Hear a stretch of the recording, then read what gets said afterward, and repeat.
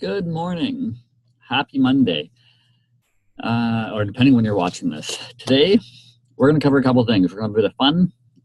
I think it's going to be fun anyhow. But I'm going to tell you how to save for kids' education and how much you might need. We're going to use some real life examples of my own kids. I'll delete some of the ages and we'll work through it a bit. I'm going to show you a couple things on like how much it costs to go to McGill. So the focus of today is how to save for kids' education. And at the end of it, you're going to come aware with how much tuition is going to cost when they're 18, how many paychecks you're going to need to save, and come up with a rough idea of how much you might need to save depending on your kids. But also have a couple questions. So I'm going to share my screen too at some point, probably very soon, and we're going to walk through this together. So first, let's imagine, you got two kids, a 7-year-old and a 4-year-old, say, and they're going to be in tuition. They're going to go to school in just about 10, almost 10 years now, and then almost 12 or 13 years for the other one. I'm going to go. But one thing you need to decide is how much do you want to pay for the school? Do you want to pay for all of it, or do you want to pay for just half of it, or some of it?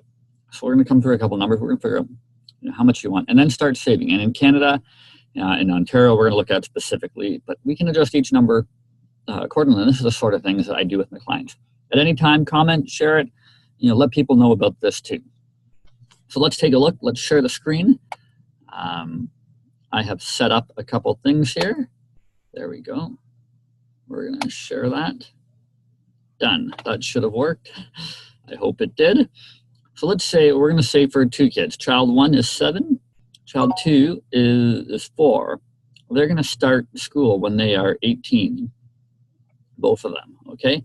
And we're going to have the cost of school index at actually 4%. Actually, you know what? We'll use the number last time, 3.3, and you'll see where I got that before.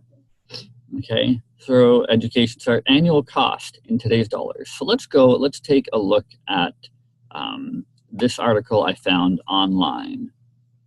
Apparently my screen is sharing is being paused. Hold on a minute here. Okay, so let's do this. We're gonna have a bit of hiccups on this. There we go, that one. That should work. So we went on here. This is a site from McGill, and I just came up because it came up with Google. If you are an other Canadian student outside Quebec, tuition for McGill is $7,227, plus ancillary fees, plus other fees, books and supplies. You're looking at almost 10 grand to go to McGill this in 2016 and 2017, which is just up in the corner there. That doesn't include living cost. You want to live on residence and food, you're looking at another 14 to 18,000. Okay, so we're gonna, for the sake of this argument, we're gonna look at just tuition only. Okay, but I'm also gonna flip to another article here that takes a look at this article here. The average tuition in Canada, again, this is from Global News. Okay, so bear with me. And in 2014, so it's probably a bit higher, average tuition for undergraduate is $5,959. Ontario, where I live, pays the highest, where the average tuition undergraduate fee is $7,539. Okay, it's pretty staggering. And I also look at this. These are the highest tuition fees in Ontario. I'll post this link up later on. In fact, we could do a live share on it right now. Okay, let's do that. You guys are going to do this with me. How much will education cost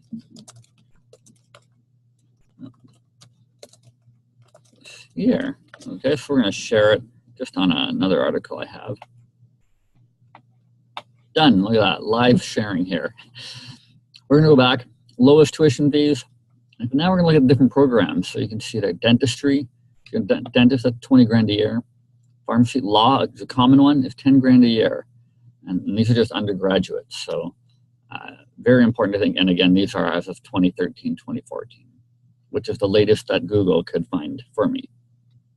Okay, so let's do that. We're going to go in there. We are going to share the screen again over on here.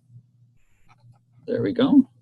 Okay, so we're going to go back here. So we're going to say, I just want to pay tuition for them.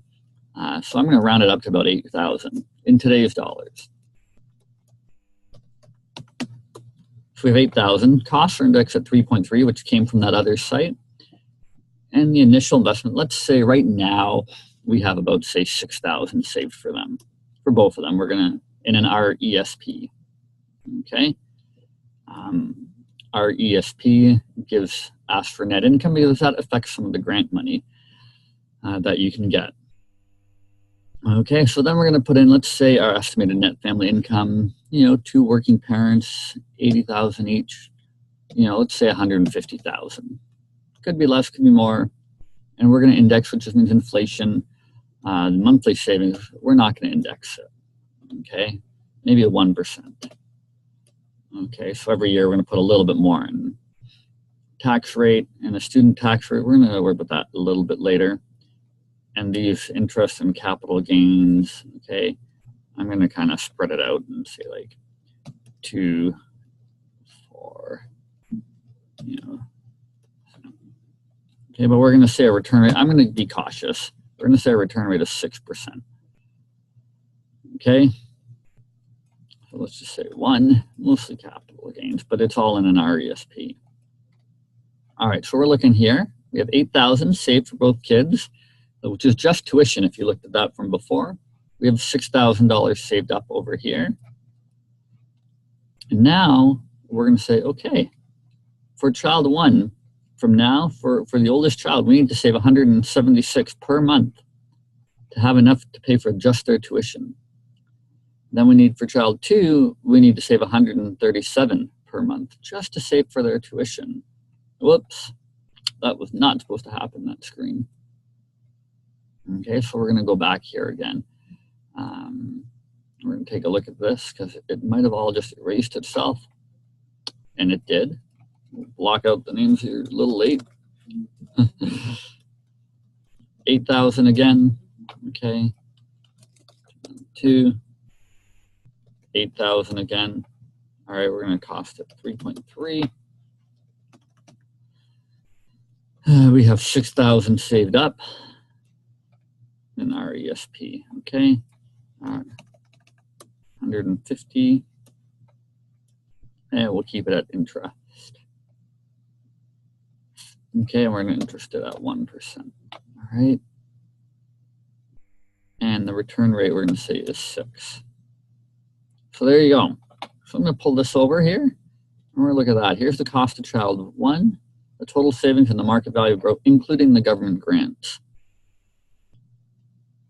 So if you look at that, in total inflated education costs, by the time the kid gets to school in about 12 years, is going to be almost 50,000 if you call it an average. Pretty staggering, eh? So I want you guys to think about that. So that's basically how you're going to do it. I hope that's provided some insight. I think if you have any questions, comment down below or email me or send me a message.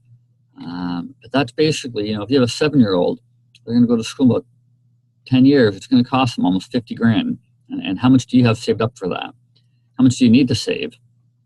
And I can help you get there. Let me know if you have questions or how these numbers are, or if you'd like to have your own plan done for you. Let me know. Comment. I'll be glad to sit down. We can go through the numbers with you and figure out how much you need for each child. In fact, we can even get so specific as to picking the exact university. I use some round numbers here, and we can put in your numbers that can help with you and your family. Hope that was worth it for you guys. Love to help you out more. Comment, share, let people know, and we can help you get there, achieve those financial goals for you.